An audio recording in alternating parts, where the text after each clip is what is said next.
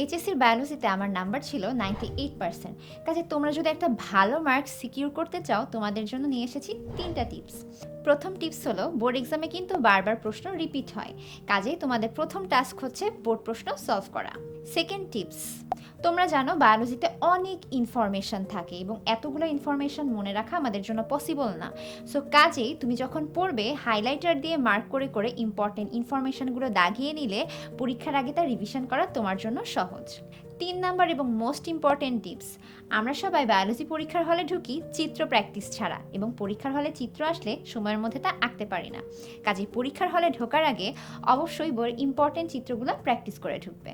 10 minute school HSC 25 ব্যাচের জন্য নিয়ে এসছে শেষ মুহূর্তের প্রস্তুতি কোর্স, যেখানে এমন গুরুত্বপূর্ণ কিছু স্টাডি টিপস নিয়ে ক্লাস নিতে আসছি আমি। তোমরা যদি আমার সাথে ক্লাস করতে চাও, তাহলে কমেন্টে দেওয়া কোর্স লিঙ্কে ভর্তি হয়ে যাও আজই। দেখা হচ্ছে ক্লাসে সবার সাথে।